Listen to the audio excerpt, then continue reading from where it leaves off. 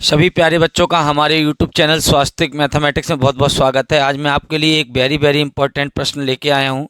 Chapter 6 maxima and minima का ये प्रश्न है प्यारे बच्चों। तो चलिए कैसे हम इसको पूरा करेंगे कंप्लीट, बहुत ध्यान से देखिएगा। कह रहा है सिद्ध कीजिए कि 1/x की होल पावर x का जो उच्चिष्ट मान है वो प्यारे बच्चों e की पावर, ठीक है, 1/e है। तो चलिए कैसे हम इसको सिद्ध करेंगे। जो भी फलन है जिसका हमें उच्चिष्ट मान दिखाना है, तो सबसे पहले हम फलन को क्या मान लेंगे, बाई मान लेंगे। तो कहेंगे माना बाई बराबर 1/x की होल पावर x। हम देख रहे हैं कि ये चर की पावर चर है, तो सभी को मालूम है उच्चिष्ट और निम्निष्ट मानों के लिए सर्वप्रथम डी बाई डी एक्स को निकालते हैं। डी बाई डी एक्स को for maxima and minima D by D x को 0 के बराबर करते हैं। लेकिन हमने क्या देखा, हमने देखा कि यहाँ पर चर की पावर चर है, तो सीधा सीधा आप D W I to X नहीं कर सकते हैं। तो चर की पावर चर को सरल करने के लिए पहले हमको लॉग बोथ साइड करना पड़ेगा। लॉग बोथ साइड तो करिए। लॉग बाई बराबर, इधर भी शुरू में लॉग लिख देंगे, log 1/x की पावर x। चलिए log बाई बराबर 1/x कहाँ जाएंगे, आगे log, ठीक है, क्या हो जाएगा 1/x। आगे बढ़ेंगे, log बाई को हम ऐसे ही रहने देंगे। x log, बताइए x पे घात नीचे धन 1 है, अगर आप ऊपर लाएंगे तो क्या हो जाएगा, ऋण 1 हो जाएगा। log y बराबर x log, पहचानिए log m की पावर n है, तो n कहाँ जाएगा आगे, तो ऋण 1 आगे आ जाएगा। ऋण आगे आ गया, 1 के गुणा का कोई प्रभाव नहीं, ठीक है, और x ये लिख जाएगा, log x ये लिख गया। देखिए -1 आगे आ गया, 1 के मल्टीप्लाई का कोई प्रभाव नहीं, माइनस लिखा रहेगा। चलिए कर देते हैं क्या, D W R to X. जैसे ही आप सरल कर लेंगे D W R to X कर दें, यहाँ पर एक फार्मूला लगा दिया log m की पावर n, log m की पावर n, तो n कहाँ जाता है आगे, n log m। वही किया हमने, ऋण 1 को आगे ले आए, 1 के गुणा का कोई प्रभाव नहीं, ऋण लिख दिया। फिर हमने कहा D W I to X, log Y का क्या हो जाएगा 1/बाई, बाई का D Y over D X, minus को ऐसे ही रहने देंगे, इसमें लगाएंगे फर्स्ट सेकेंड। चलिए बढ़ते हैं आगे। चूंकि फर्स्ट सेकेंड दो पदों में टूटता है, बाहर चिन्ह किसका है, ऋण का, तो हम इसको किस में रखेंगे, ब्रैकेट में। चलिए लगाते हैं फर्स्ट सेकेंड, तो फर्स्ट को ऐसे ही रखा, अपकलन किया सेकेंड का, log x का क्या हो गया 1/x, धन सेकेंड को ऐसे ही रखेंगे, log x अपकलन करेंगे फर्स्ट का, x का x से सापेक्ष कितना हो गया, 1 हो गया, x से x कट गए कितने बार, 1 बार, तो 1/बाई d y over D x बराबर माइनस 1 एकम 1 धन log x का 1 में गुणा log x। चलिए आगे बढ़ते हैं, डी बाई डी एक्स का मान, तो बाई यहाँ से गुणा से हटेगा, सॉरी भाग से हटेगा, तो दूसरी तरफ प्यारे बच्चों कहाँ चला जाएगा, गुणा में, पूरे के गुणा में, ठीक है, 1 प्लस log x। जैसे ही आप इतना काम कर लेंगे आपको डी बाई डी एक्स का मान मिल गया। तो आप कहेंगे फलन के, जो भी फलन है, फलन क्या है, y बराबर है, तो y के उच्चिष्ट तथा, इसी का तो उच्चिष्ट और निम्निष्ट मान निकालना है, और ये किसके बराबर है, y के। तो आप कहेंगे y के उच्चिष्ट तथा निम्निष्ट मानों के लिए, उच्चिष्ट तथा निम्निष्ट मानों के लिए, बाई के उच्चिष्ट तथा निम्निष्ट मानों के लिए जो डी बाई डी एक्स है उसको किसके बराबर करना पड़ेगा, 0 के बराबर करना पड़ेगा। तो चलिए बढ़ते हैं आगे। क्या कहा हमने, डी बाई डी एक्स बराबर 0। तो सबसे पहले डी बाई डी एक्स जो है वो उसको लिखेंगे, minus by 1 plus log x बराबर 0, माइनस को गुणा से हटा के भाग में भेज देंगे, तो क्या बचेगा, by bracket 1 plus log x बराबर 0।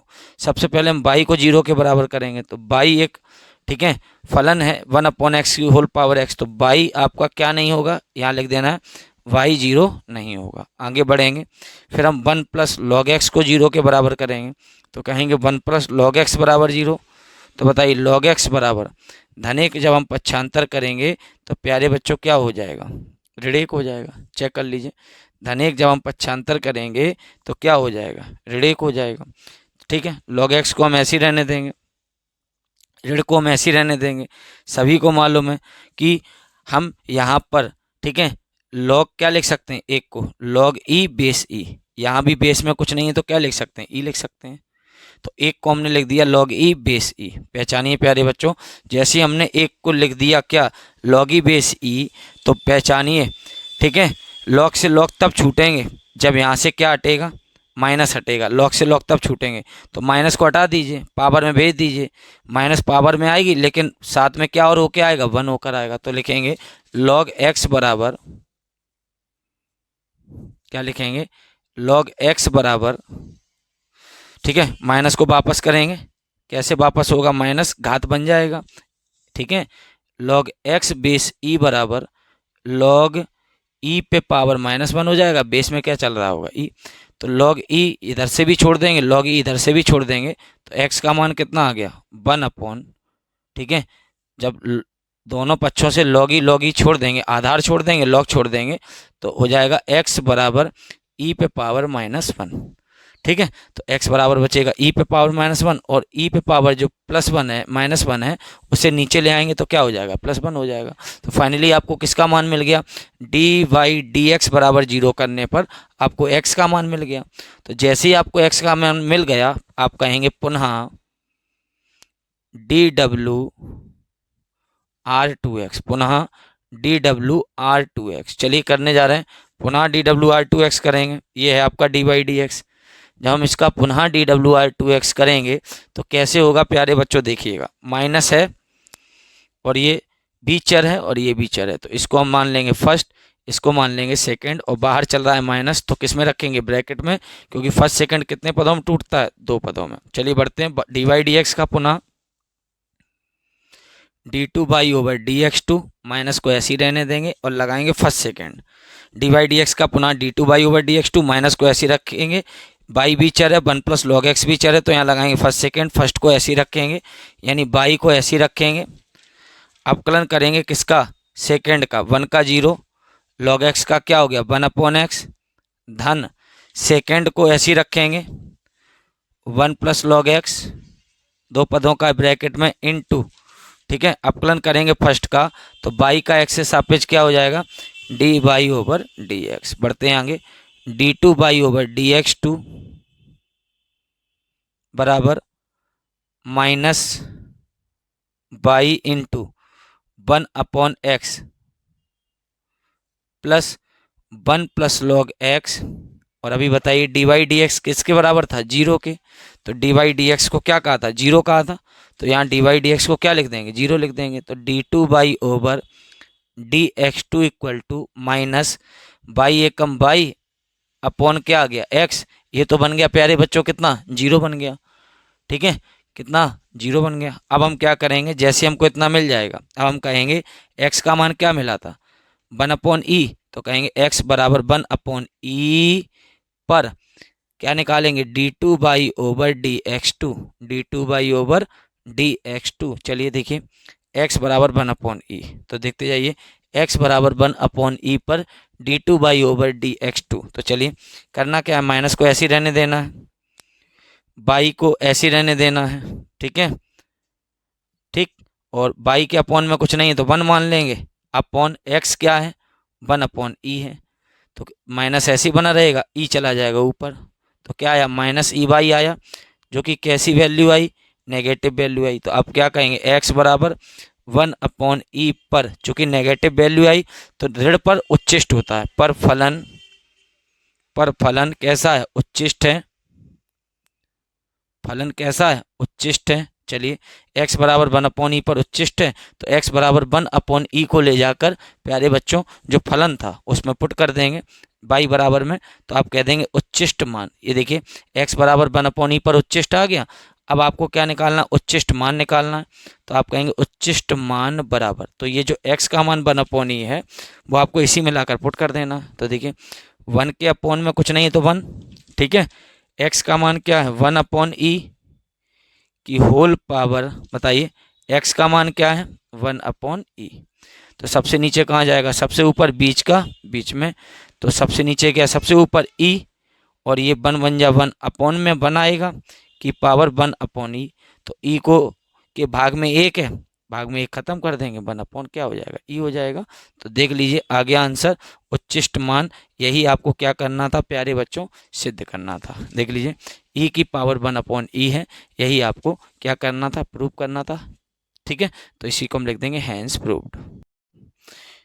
बहुत ही इंपॉर्टेंट प्रश्न है, प्रश्न संख्या 2। यदि R1 तथा R2 एक समुच्चय A में तुल्यता संबंध है, यानी R1 R2 क्या है, एक सेट है A में तुल्यता संबंध है। R1 भी एक तुल्यता संबंध है, R2 भी एक तुल्यता संबंध है।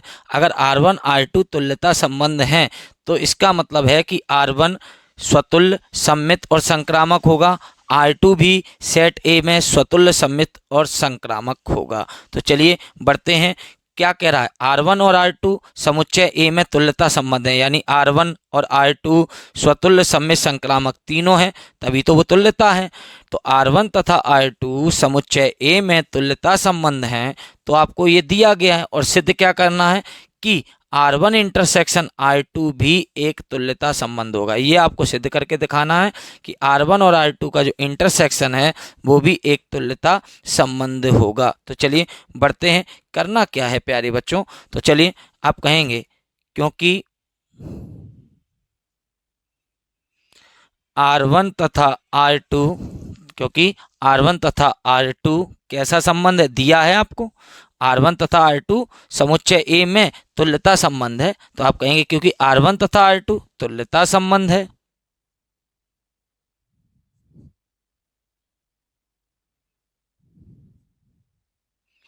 R1 तथा R2 कैसा संबंध है, तुल्यता संबंध है, इसलिए बहुत ध्यान से देखना, तुल्यता संबंध है इसलिए। चलिए एक एक पॉइंट करके बात करेंगे। आप सभी को मालूम है अगर R1 तुल्यता संबंध है, R2 तुल्यता संबंध है, तो अगर R1 तुल्यता संबंध है तो तुल्यता में क्या है, तीनों बातें पास होंगी, स्वतुल्य, सममित और संक्रामक। स्वतुल्य मैंने आपको बताया था, A, A belongs to R, सममित A, B, तो B, A belongs to R, संक्रामक A, B, C, तो A, C belongs to R। ठीक है, ऐसे R2 में स्वतुल्य भी है, सममित भी और संक्रामक भी है। तो स्वतुल्य है तो A, बिलोंग्स टू R, सममित है तो A, B, A, B belongs to R, implies that B, A belongs to R। और संक्रामक है तो A, B belongs to R, B, C belongs to R, तो A, C belongs to R। Check कर लीजिए प्यारे बच्चों। अभी क्या है, R1 और R2 तुल्यता संबंध है, यानी R1 अगर तुल्यता संबंध है तो A, अभी केवल इतनी बात करिए, ये बात में करेंगे हम। अभी जो हम बात कर रहे हैं वो ध्यान से देखिए, R1 अगर तुल्यता है तो A किसको बिलोंग करेगा, R1 को बिलोंग करेगा। बताइए, अगर R1 तुल्यता है, R2 तुल्यता है, तो A किसको बिलोंग करेगा, R1 को।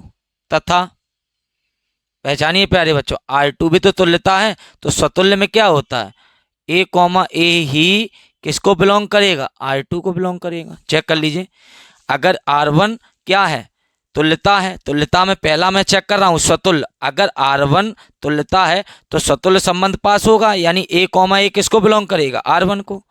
R2 भी तो तुल्यता है तो ये भी स्वतुल्य होगा, यानी A किसको बिलोंग करेगा, R2 को। ठीक है, फॉर ऑल स्मॉल a जो है वो किसको बिलोंग कर रहे हैं, कहा था किस समुच्चय पर, a पर। फॉर ऑल का ये चिन्ह, फॉर ऑल स्मॉल a जो ये यूज किए हैं वो किसको बिलोंग कर रहे हैं, a को, क्योंकि किस सेट पर था, कैपिटल A पर। ठीक है, तो a, इसका तात्पर्य क्या है, इसका तात्पर्य है, इसका बहुत ध्यान से देखना, तात्पर्य यह है कि अगर A किसको बिलोंग कर रहा है, R1 को। ठीक है, A किसको बिलोंग कर रहा है, R2 को। तो इसका तात्पर्य यह है कि A इसको भी बिलोंग कर रहा है और A इसको भी बिलोंग कर रहा है। तो और में क्या चलता है, इंटरसेक्शन, और या तथा जब लगा होता है तो चलता है इंटरसेक्शन। इसका तात्पर्य यह है कि A belongs to R1 intersection R2, R1 intersection R2। देख लीजिए, ए कॉमा ए किसको बिलोंग कर रहा है, R1 को भी बिलोंग कर रहा है, तथा या और ए कॉमा ए R2 को भी बिलोंग कर रहा है। तथा या और का मतलब है इंटरसेक्शन। इसका मतलब यह है, इसका तात्पर्य यह है कि ए कॉमा ए बिलोंग करेगा किसको, R1 इंटरसेक्शन R2। ठीक है, R1 इंटरसेक्शन R2। अब पहचान लीजिए, ए कॉमा ए किसको बिलोंग कर रहा है, R1 इंटरसेक्शन R2 को। इसका मतलब क्या हुआ कि R1 इंटरसेक्शन जो R2 है, स्पष्ट है कि R1 इंटरसेक्शन जो R2 है, बताइए ए कॉमा ए इसको बिलोंग कर गया, तो आप क्या कहेंगे कि R1 कॉम इंटरसेक्शन R2 भी एक कैसा संबंध होगा, ठीक है, स्वतुल्य संबंध होगा। कैसा संबंध होगा, स्वतुल्य संबंध होगा। R1 R2 तुल्यता संबंध है, तो ये कैसा संबंध होगा, इसमें हम स्वतुल्य की जांच कर रहे हैं, तो हम ऐसे भी लिख सकते हैं कि R1 तथा R2 तुल्यता है, तो R1 और R2 क्या होगा, स्वतुल्य होगा। तो चलिए स्वतुल्य से चल रहे हैं। पहला पॉइंट हमने यूज किया कि R1 R2 अगर तुल्यता है तो हम कहेंगे R1 तथा R2 स्वतुल्य संबंध है। और जब स्वतुल्य संबंध होगा, क्योंकि ये तुल्यता है तो स्वतुल्य संबंध है, और स्वतुल्य संबंध में होता है a comma A belongs to R1 तथा a comma A belongs to R2। और जब ए कॉमा ए R1 को भी बिलोंग कर रहा है और या तथा ए कॉमा ए R2 को भी बिलोंग कर रहा है, इसका मतलब a comma A belongs to R1 intersection R2। तो क्या कहेंगे, स्पष्ट है कि R1 इंटरसेक्शन R2 भी एक कैसा संबंध है, स्वतुल्य संबंध है। कैसा संबंध है, स्वतुल्य संबंध है। चेक कर लीजिए। स्वतुल्य में तो ये बात हो गई हमारी, स्वतुल्य संबंध। देखिए तुल्यता है तो पहले हमने उठाया कि R1 R2 स्वतुल्य है, फिर अब हम उठाएंगे कि R1 R2 क्या है, R1 R2 क्या है। अब सममित को उठाएंगे तो हम क्या कहेंगे, बड़ा ध्यान से देखिएगा, इतना जैसे ही प्रूव हो जाएगा तो अब आप ऐसे कहेंगे, पुनः देखना ध्यान से कि जो ए कॉमा बी है वही बात चलेगी। क्या, ए कॉमा बी बिलोंग्स टू, अगर ए कॉमा बी बिलोंग कर जाएगा R1 इंटरसेक्शन R2 को, तो बी कॉमा ए भी बिलोंग करना चाहिए R1 इंटरसेक्शन R2 को, तभी आप कहेंगे कि यह एक, ठीक है, यह एक सममित संबंध है। ठीक है, ये तो स्वतुल्य हो गया। अब बढ़ेंगे, ठीक है, क्या कहेंगे, अब हम जांच करने जा रहे हैं किसकी, सममित की। किसकी जांच करने जा रहे हैं, सममित। पहले जो जांच करी थी हमने वो किसकी करी थी, स्वतुल्य की। अब किसकी करने जा रहे हैं, सममित की। चलिए करते हैं। तो क्या कहेंगे, पुनः a comma B belongs to, हम कह के चलेंगे a comma B belongs to R1 intersection R2। ठीक है, अब उल्टा भी प्रूव हो जाए कि B comma A belongs to R1 intersection R2, तब आप ये कह सकेंगे कि यह एक सममित संबंध है। तो हम ये मान के चल रहे हैं कि ए comma B belongs to R1 intersection R2 implied that, इंगित करता है कि, देखते जाइएगा, कि ए कॉमा बी किसको बिलोंग करेगा, R1।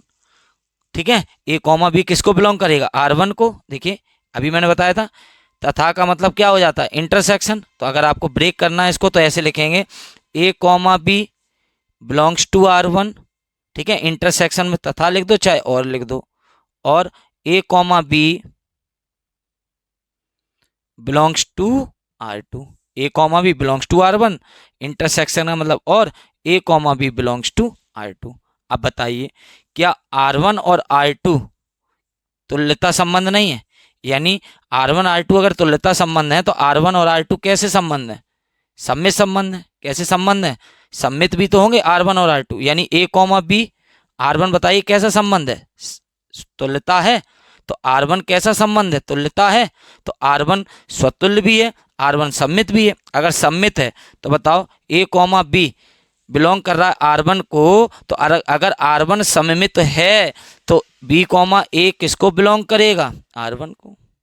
चेक कर लीजिए। और बताइए R2 भी कैसा संबंध है, तुल्यता है। तुल्यता है तो ये कैसा है, सममित भी है। और सममित भी है तो ए कॉमा बी अगर बिलोंग कर रहा है R2 को, तो अगर ये सममित भी है तो बी कॉमा ए भी बिलोंग करेगा किसको, R2 को। इसको कलेक्ट कर लीजिए। कैसे लिखेंगे, B comma A belongs to R1 और के प्लेस पर इंटरसेक्शन R2। चेक कर लीजिए, हमने क्या मान के चले थे, a comma B belongs to R1 intersection R2। हमने इसको अलग अलग ब्रेक किया, a comma B belongs to R1 और ए comma B belongs to R2, लेकिन हमको मालूम है कि R1 और R2 कैसे संबंध है, सममित हैं, सममित की जांच चल रही है। अगर ये सममित है तो ए कॉमा बी को हम क्या लिख सकते हैं, बी कॉमा ए लिख दिया। R2 भी कैसा है, सममित है, क्योंकि तुल्यता है R2 तो सममित भी होगा। तो ए कॉमा बी को हम क्या लिख देंगे, बी कॉमा ए। अब फिर से कंबाइन कर लेंगे, B comma A belongs to R1 और के प्लेस पर इंटरसेक्शन R2। चेक कर लीजिए।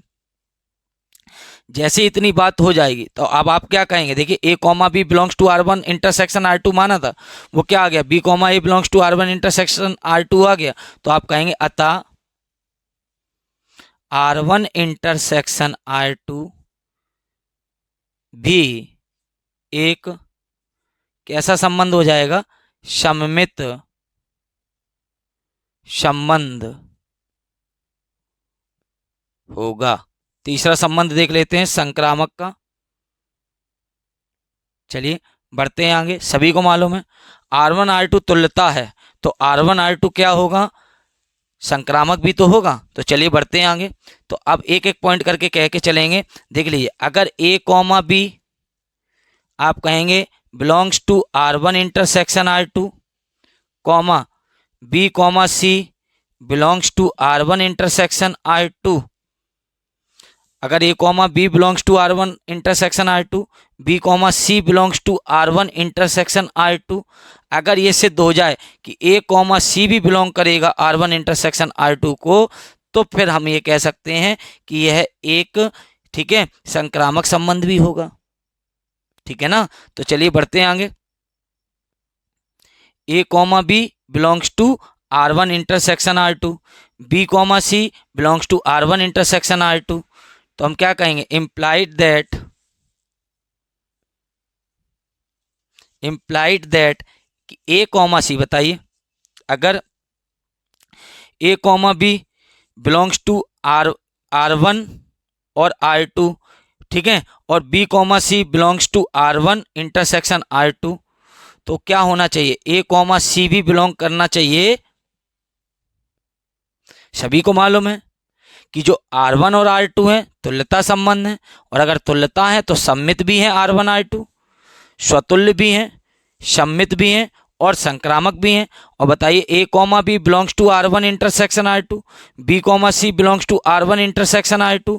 तो देख लीजिए ध्यान से, अगर ए और बी जो R1 R2 हैं, जो कौन है, R1 और R2, R1 और R2 अगर तुल्यता संबंध है तो R1 R2 क्या हो रहे हैं, संक्रामक भी तो हैं। तो बताइए A comma B belongs to R1 intersection R2, B comma C belongs to R1 intersection R2, और बताइए R1 R2 कैसे हैं, तुल्यता हैं, तो ये संक्रामक भी तो होंगे। तो बताइए अगर ये संक्रामक होंगे तो बताइए A comma C belongs to R1 होगा और ए कॉमा सी बिलोंग्स टू क्या होगा प्यारे बच्चों, R2 होगा। चेक कर लीजिए, ठीक है। ए कॉमा सी जो है बिलोंग टू R1, क्योंकि R1 और R2 तुल्यता है तो ये संक्रामक भी तो होगा। A comma C belongs to R1, A comma C belongs to R2, implied that कि ए comma C belongs to R1 intersection R2। देख लीजिए हमने क्या माना था, A comma B belongs to R1 intersection R2, B comma C belongs to R1 intersection R2।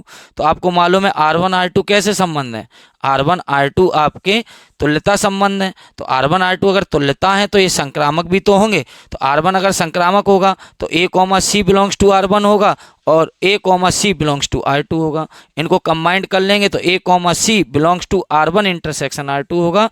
अतः बताओ A comma B comma C, A comma C आ गया, तो आप कहेंगे अतः R1 इंटरसेक्शन R2 भी एक कैसा संबंध है, संक्रामक संबंध है।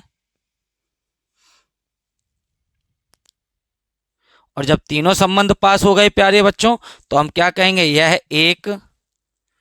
यह कौन, R1 इंटरसेक्शन R2 एक तुल्यता संबंध है। बहुत ही अच्छा प्रश्न है, अच्छे से इसको क्लियर करिएगा प्यारे बच्चों। अगर क्लास अच्छी लगे तो क्लास को लाइक, चैनल को सब्सक्राइब जरूर करिएगा। चलिए अगला प्रश्न आपके सामने है कह रहा है सिद्ध कीजिए कि f(x) बराबर जो tan x है एक संतत फलन है। कैसे आप सिद्ध करेंगे कि जो f(x) बराबर tan x है वो एक संतत फलन है। तो चलिए बढ़ते हैं आगे। करना क्या है प्यारे बच्चों, सबसे पहले जो फंक्शन ऑफ x है हम क्या करेंगे, उसको उठा लेंगे। f(x) बराबर क्या दिया गया, tan x दिया गया है। अब हम इस f(x) बराबर जो tan x है उसको प्यारे बच्चों क्या करेंगे, ब्रेक करेंगे। बताइए tan x क्या होता है, sin x upon cos x होता है। तो आप कहेंगे क्या, वो ध्यान से देखिए। जैसे ही आप tan x को sin x by cos x कहेंगे, ब्रेक करेंगे, तो आप कहेंगे अगर cos x प्यारे बच्चों 0 हो गया, अगर cos x क्या हो गया, 0 हो गया, तो ये कैसा हो जाएगा, अपरिभाषित हो जाएगा। तो आप क्या कहेंगे, cos x बराबर 0 पर यह फलन क्या हो जाएगा, अपरिभाषित हो जाएगा। क्या हो जाएगा, अपरिभाषित होगा।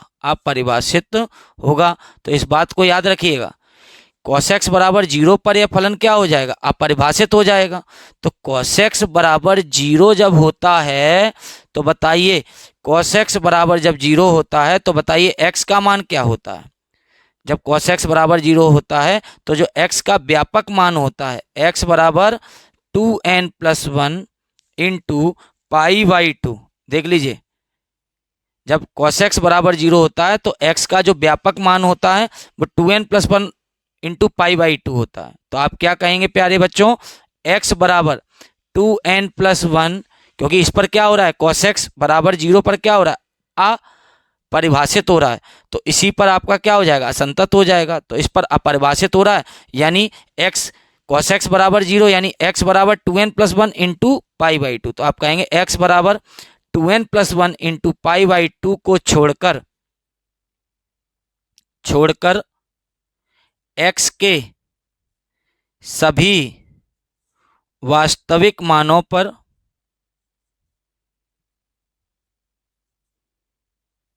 फलन कैसा होगा, संतत होगा। जिस पर अपरिभाषित होगा उसको छोड़कर, बताओ इसी पर तो अपरिभाषित हो रहा है, x बराबर इस पर ही तो अपरिभाषित हो रहा है, तो इसको छोड़कर x के सभी मानों पर फलन कैसा होगा, संतत होगा। अगर लिखना चाहें तो आप ऐसे भी लिख सकते हैं, x बिलोंग्स टू r में माइनस होगा एक नंबर जो कि ये लिखा हुआ है 2n+1 इंटू पाई बाई 2, इसको छोड़कर। तो ये प्यारे बच्चों आपका क्या हो जाएगा, राइट आंसर हो जाएगा। देख लीजिए, समझ लीजिए, कोई दिक्कत परेशानी हो कमेंट कर पूछ लीजिए। क्लास अच्छी लगे तो क्लास को लाइक शेयर जरूर करिएगा। बढ़ते हैं अगले प्रश्न की तरफ। क्या है प्यारे बच्चों अगला प्रश्न, इसी में कुछ महत्वपूर्ण प्रश्न मैं प्यारे बच्चों करा रहा हूं। अगर आपको क्लास अच्छी लगे तो क्लास को लाइक शेयर जरूर करिएगा, अपने दोस्तों को भी भेजिएगा।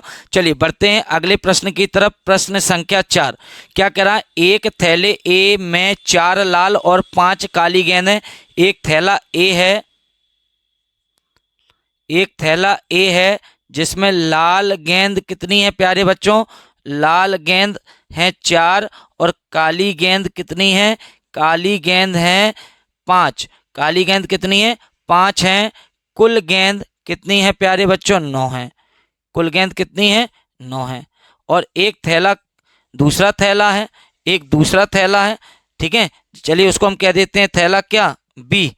एक दूसरा थैला है जिसको हम थैला क्या कह देते हैं, बी। तो ठीक है, एक दूसरे थैले बी में 6 लाल और 3 काली गेंद है। तो चलिए थैला बी जो है उसमें 6 लाल हैं।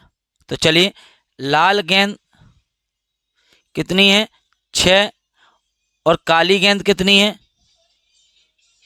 काली गेंद कितनी है, 3 है। तो बताइए कुल गेंद कितनी हो गई,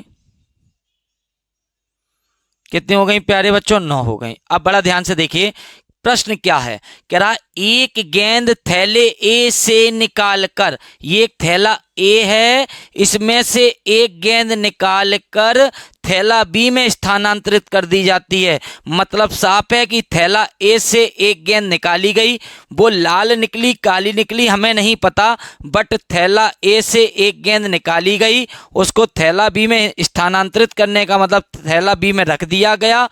इसके बाद फिर थैले बी से एक गेंद निकाली गई, इसके लाल होने की प्रायिकता ज्ञात करनी है। तो चलिए ठीक है, निकाले गए गेंद के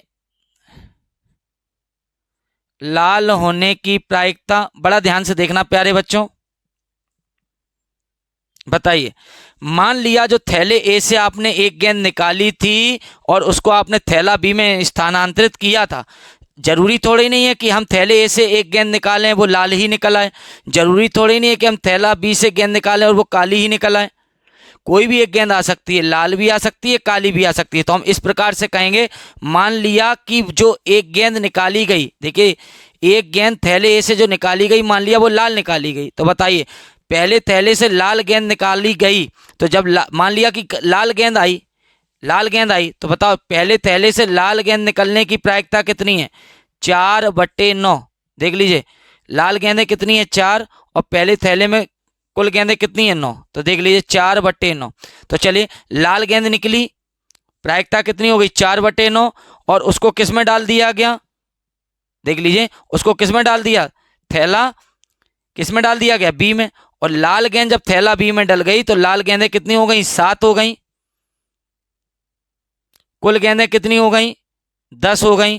तो बताइए, निकाले गए, ठीक है ना, निकाले गए गेंद के लाल होने की प्रायिकता पूछ रहा है। इसके लाल होने की प्रायिकता बताइए। अगर पहले थैले से लाल गेंद निकली तो उसकी प्रायिकता हो गई 4/9, और उसको ले जाकर दूसरे थैले में जब बी में स्थानांतरित किया तो लाल गेंदें कितनी थी? 6। एक गेंद लाल यहाँ आ गई, कितनी हो गई? 7। और कुल गेंदें कितनी हो गई? 9 में एक बढ़ जाएगी, क्योंकि एक गेंद जब यहाँ आ गई तो 9 की कितनी हो गई? 10। या तो ऐसा हुआ होगा, और या का मतलब धन, या फिर ऐसा हुआ होगा कि काली गेंद निकली होगी। तो बताओ, काली गेंद निकलने की प्रायिकता कितनी हो गई? 5/9। काली गेंद निकलने की प्रायिकता कितनी हो गई? 5/9। ठीक। और काली गेंद निकली, उसको ले जाकर जब हमने किस में स्थानांतरित किया? थैला बी में। तो थैले बी में काली कितनी हो गई? 4। लाल कितनी रही? 6। और कुल गेंदें कितनी हो गई? 10। ठीक है ना, लाल की पूछ रहा है। तो बताइए, एक काली आई तो काली में एक बढ़ी, लाल तो 6 ही रही, कुल गेंद कितनी हो गई? 10। तो 6/10। तो देख लीजिए, 7 चको 28/9 धाम 90, 6 पंचे 30/9 धाम 90।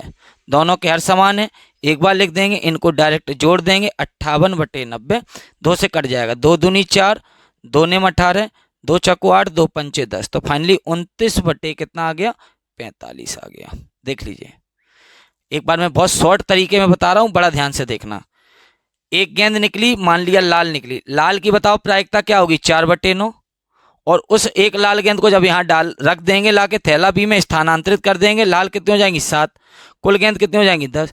तो 7/10। या तो ऐसा हुआ होगा लाल निकली होगी, या का मतलब धन, ऐसा हुआ होगा काली निकली होगी। तो बताइए, काली के निकलने की, पहले थैले से काली निकलने की प्रायिकता 5, और कुल कितनी है? 9। 5/9। और काली जब निकली, उसको यहाँ लाके डाला तो काली गेंदें कितनी हो गई? 4। लाल तो उतनी रही 6, और पूछ तो लाल ही की रहा है, तो आपको क्या कहना? लाल की प्रायिकता। तो बताइए, काली 4 हो गई, कुल गेंदें कितनी हो गई? 10, और लाल की प्रायिकता पूछ रहा है, तो लाल है कितनी? 6 और बटे 10, क्योंकि अब की बार जो निकली है वो काली निकली है, तो काली में एक बड़ी है, लाल 6 की 6 ही रही है, कुल गेंदें कितनी हो गई? 10। तो 6/10। दोनों को हमने मल्टीप्लाई ये करके दोनों का ऐड कर लिया। यही प्यारे बच्चों आपका क्या हो जाएगा? आंसर हो जाएगा। चलिए बढ़ते हैं अगले प्रश्न की तरफ। क्लास अच्छी लगे तो लाइक शेयर जरूर करिएगा। क्या है प्यारे बच्चों अगला प्रश्न? डाउट है आप लोगों का, बहुत अच्छे से क्लियर करते हैं। क्या कह रहा है? सिद्ध कीजिए ये बराबर ये। तो चलिए सिद्ध करने की हमने सर्वप्रथम लेफ्ट हैंड साइड को उठा लिया। LHS क्या है प्यारे बच्चों? LHS X Y Z X square Y square Z square Y plus Z Z plus X और एक्स प्लस वाई। तो चलिए बढ़ते हैं आगे। कैसे आप ये बराबर ये सिद्ध करेंगे? एक काम कर लीजिए, एक गुणधर्म है वो हम लगाने जा रहे हैं। क्या? सुनिएगा ध्यान से, क्या करने जा रहे हैं? आर देख लीजिए, ऐसे में होती है पंक्ति R1 R2 R3, ऐसे में होता है स्तंभ C1 C2 C3। तो हम R1 और R3 को जोड़ना चाहते हैं ताकि x धन y धन जेड एक्स धन बाई धन जेड, एक्स धन बाई धन जेड बन जाए। तो चलिए हम कहेंगे कि R3 में लिखेंगे, किस में लिखेंगे, R3 में लिखेंगे R3 प्लस R1 करके। देख लीजिए R3 में लिखेंगे R3 प्लस R1 करके। चलिए लिखने जा रहा हूं, बहुत ध्यान से देखना। R3 में लिख रहा हूं R3 प्लस R1, करिए एक्स धन बाई धन जेड, करिए R3 प्लस R1 एक्स धन बाई धन जेड, करिए R3 प्लस R1 एक्स धन बाई धन जेड। बढ़ते हैं आगे, इनको ऐसे रहने दीजिए, X Y Z X square Y square Z square. बढ़ते हैं आगे, करना क्या है, अब हमें देख रहे हैं कि जो R3 है, R1 R2 R3, उसमें सभी से हमें एक्स धन बाई धन जेड कॉमन मिल रहा है। तो हम एक्स धन बाई धन जेड को प्यारे बच्चों क्या ले लेंगे, कॉमन ले लेंगे। ठीक है, R3 से तो क्या बचेगा, X Y Z X square Y square Z square 1 1 1। देख लीजिए क्या बन गया, 1 1 1 बन गया। चेक कर लीजिए, कोई दिक्कत परेशानी हो तो बताइए। ठीक है, अब क्या करेंगे वो ध्यान से सुनिएगा। जैसे इतना काम कर लेंगे, अब हम अगर इसमें से इसको घटा दें तो यहाँ क्या बच जाएगा, 0 बच जाएगा। इसमें से हम इसको घटा दें तो यहाँ क्या बच जाएगा, 0। तो आप ऐसे कहिए, देखिए ध्यान से, एक्स धन वाई धन जेड ऐसे ही चलने दीजिए। और प्रसार करना चाहो तो सीधा प्रसार भी कर सकते हो, और बढ़ना चाहो तो और बढ़ लो। देखो, देखना ध्यान से, देखिए C2 C1 में लिखेंगे, अब कॉलम वाइज देख रहे हैं, C1 में लिखेंगे क्या करके, C1 माइनस C2 करके। फिर ठीक है, C1 में लिखेंगे C1 माइनस C2 करके, और C2 में लिखेंगे C2 माइनस C3 करके। देख लीजिए, चलिए सुनना ध्यान से, C1 में लिख रहे हैं, C1 है ये, C1 में लिखेंगे C1 माइनस C2। बताइए, X minus Y X square minus Y square, और 1 माइनस 1 क्या बन गया, 0। फिर C2 में लिखेंगे C2 माइनस C3। बताइए, by minus Z by square minus Z square, और 1 माइनस 1 कितना हो गया, 0। इसको ऐसे ही रहने देंगे, जेड जेड स्क्वायर और 1। चलिए बढ़ते हैं आगे। जैसे आप इतना काम कर लेंगे तो एक्स धन बाई धन जेड पहचानिए, पहले स्तंभ से आपको x माइनस वाई कॉमन मिल रहा है। क्यों, x माइनस वाई, वर्गांतर लगाओगे तो x minus Y X plus Y, और 0 से कुछ भी कॉमन ले ही सकते हो। तो बताओ, इससे हमें x माइनस वाई कॉमन मिल गया।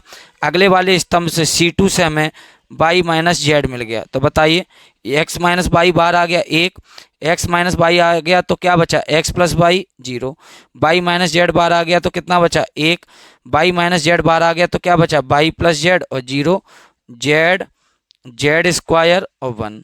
बढ़ते हैं आगे, बड़ा ध्यान से देखिएगा, x माइनस वाई को आगे लिख लेंगे। देखिएगा, x minus Y Y minus Z Z minus X, sorry x minus Y, और क्या आ चुका है, वाई माइनस जेड आ चुका है। ठीक है, और क्या और है बाहर, x plus Y plus Z.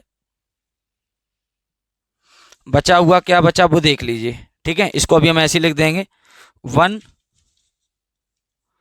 x plus Y 0, 1 Y plus Z 0,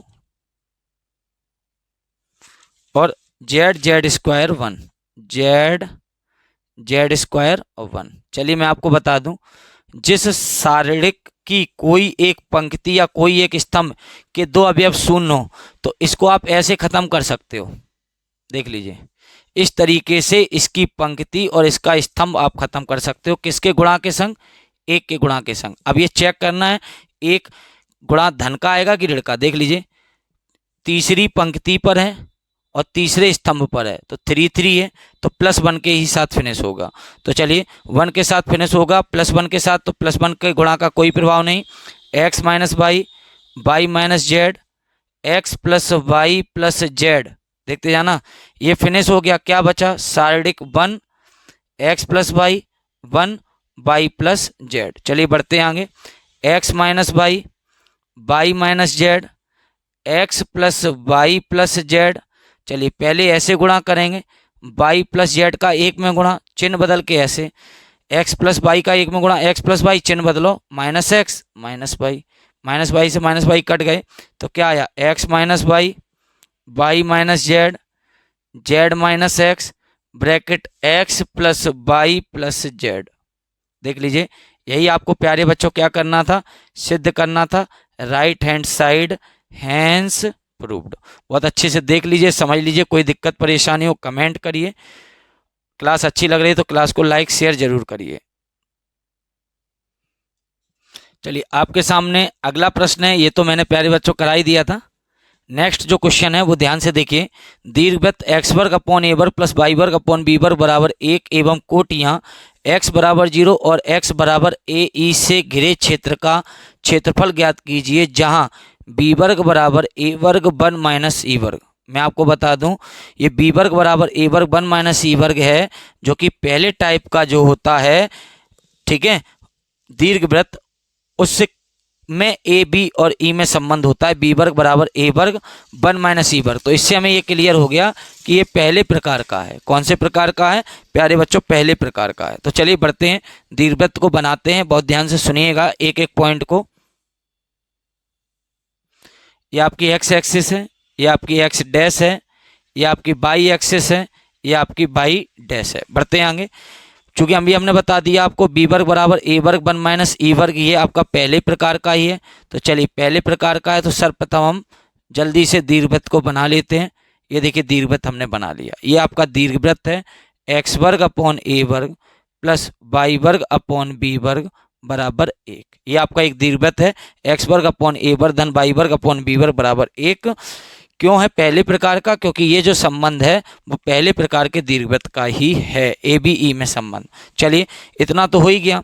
अगली बात देखिए, कोटियां x बराबर 0, x बराबर 0 बाई एच का समीकरण होता है। मैं आपको बता दूं, x बराबर 0 बाई एच का समीकरण होता है और x बराबर ए ई, और इस प्रकार की जो दीर्घवृत्त की नाभि होती है वो ए ई कॉमा 0 होती है।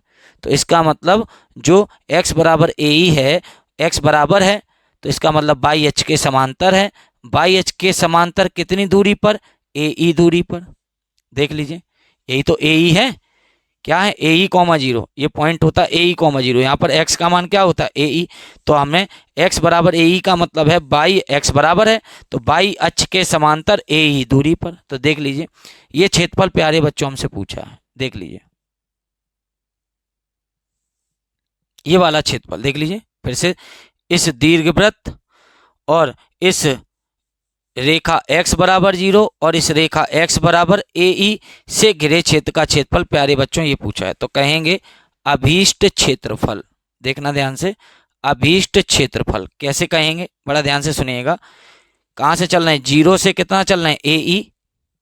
तो कहेंगे 0 से ए ई, 0 से ए ई, इस वक्र की बाई, चलिए निकालिए, एक्स वर्ग अपॉन ए वर्ग धन वाई वर्ग अपॉन बी वर्ग बराबर 1। तो बाई का मान निकालना है तो वाई वर्ग अपॉन बी वर्ग यहीं रहने देंगे, एक की तरफ एक्स वर्ग अपॉन ए वर्ग पक्षांतर कर देंगे, ऋण का हो जाएगा। वाई वर्ग अपॉन बी वर्ग बराबर ए वर्ग एकम ए वर्ग माइनस एक्स वर्ग पूरे के बटे क्या हो जाएगा, ए वर्ग। बी वर्ग भाग से हटा देंगे, गुणा में पहुंच जाएंगे, ए वर्ग माइनस एक्स वर्ग अपॉन ए वर्ग। चलिए वर्ग हटाइए तो वर्गमूल चढ़ेगा, तो पूरे के गुणा के ब्रैकेट के बाहर है, पूरे के गुणा में, तो बी वर्ग का वर्गमूल बी, इसका वर्गमूल हो जाएगा, चूंकि एक एक पे वर्ग है तो ए वर्ग माइनस एक्स वर्ग, और पूरे के, ठीक है, भाग में है ए वर्ग, उसका वर्गमूल क्या हो जाएगा, ए। तो फाइनली 0 से ए ई, 0 से ए ई, इस वक्र की बाई, बाई में क्या है, बी अपॉन ए जो कि कांस्टेंट है, बाहर कर लिया, वर्गमूल में ए वर्ग माइनस एक्स वर्ग और डी एक्स कर देंगे, ठीक है। और हम देख पा रहे हैं जितना भाग ऊपर है प्यारे बच्चों उतना ही भाग नीचे है, तो यहाँ पर ट्वाइस और करना पड़ेगा। क्या करना पड़ेगा, ट्वाइस। तो चलिए बढ़ते हैं आगे, 2b अपॉन ए, चलिए ए वर्ग माइनस एक्स वर्ग का फार्मूला होता है 1/2 एक्स वर्गमूल ए वर्ग माइनस एक्स वर्ग plus 1/2 A square sine inverse X over A 0 से ए ई प्लस कोई कांस्टेंट निश्चित समाकलन में नहीं चलता। बढ़ते हैं आगे, 2b/a ऐसी रहने देंगे। सबसे पहले अपर लिमिट रखेंगे। क्या रखेंगे? Upper limit. देखना 1/2 एक्स के प्लेस पर ए ई वर्गमूल ए वर्ग, एक्स के प्लेस पर ए ई तो ए वर्ग ई वर्ग हो जाएगा, plus 1/2 A square sine inverse x के प्लेस पर क्या आ जाएगा? ए ई अपॉन ए, अपर लिमिट रख गई, माइनस, चलिए लोअर लिमिट दिखाते हैं हम आपको। माइनस, देखिए पहले हमने चिन्ह जैसा था वैसे ही रख के अपर लिमिट रख ली, और लोअर लिमिट रखते हैं तो धन का क्या हो जाएगा? ऋण। एक्स का मान 0 रखोगे, 0 गुणा ये 0, 0 गुणा ये 0। फिर देखना एक्स का मान 0 रखोगे, 0/a 0। साइन इनवर्स 0 किसका मान है? साइन 0 का। साइन इनवर्स साइन हटेंगे, 0 आएगा, 0 का इसमें गुणा, 0 का इसमें गुणा, फाइनली आगे के सभी पद क्या बन जाएंगे? 0 बन जाएंगे। तो उसको छोड़ देंगे। पढ़ते हैं आगे। 2b/a ब्रैकेट 1/2 ए ई वर्गमूल, क्या कॉमन ले लिया हमने? ए वर्ग, क्या बचा? 1 माइनस ई वर्ग, देखते हैं ना, plus 1/2 A square sine inverse, बताओ ए से क्या कट गया? ए, तो कितना बचा? ई। बढ़ते हैं आगे। 2b/a, ठीक है, देखते हैं 2b/a 1/2, ठीक है, ऐसी रहेंगे, रखेंगे, ए ई ऐसे रखेंगे, और चेक कर लीजिए ए वर्ग 1 माइनस ई वर्ग वो किसके बराबर है? बी वर्ग के। तो इसको लिख देंगे वर्गमूल बी वर्ग, धन 1/2 ए वर्ग साइन इनवर्स ई, इसको ऐसे ही चलने देंगे। आगे बढ़ते हैं। 2b/a पहचानिए 1/2, ठीक है, ए बी वर्ग का वर्गमूल बी ई प्लस 1/2, ठीक है, ए स्क्वायर, ठीक है, ए स्क्वायर साइन इनवर्स क्या हो जाएगा? ई हो जाएगा। ठीक है, चलिए बढ़ते हैं आगे। 2b/a को हम ऐसे रखेंगे, 2b/a को हम ऐसे रखेंगे, देखिएगा ध्यान से। 1/2 देख लीजिए, 1/2 ए बी, तो यहाँ से क्या कॉमन आ रहा है? 1/2 दोनों में है, ए दोनों में है, तो 1/2 ए दोनों में है, कॉमन ले लेंगे। ठीक है, 1/2 ए दोनों में कॉमन ले लेंगे, 1/2 ए दोनों में क्या ले लेंगे? कॉमन ले लेंगे। तो 1/2 ए दोनों में हमने कॉमन ले लिया, तो क्या बचा? 1/2 ए कॉमन ले लिया, तो इस पद में क्या बचा? बी ई, इस पद में क्या बचा? बी ई, और इस पद में क्या बचा? ए sine inverse E plus A sine inverse ई। ठीक है, 1/2 ए कॉमन, ए साइन इनवर्स ई। ठीक है, तो बताओ 2 से 2 कट गए, ए से क्या कट गया? ए। ठीक है, तो क्या बचा? B bracket B E plus A sine inverse E. देख लीजिए, और अगर करना चाहें तो और आगे भी कर सकते हैं। इतने वर्ग इकाई, चेक कर लीजिए, कोई दिक्कत परेशानी हो कमेंट जरूर करिए। देख लीजिए सभी प्यारे बच्चों,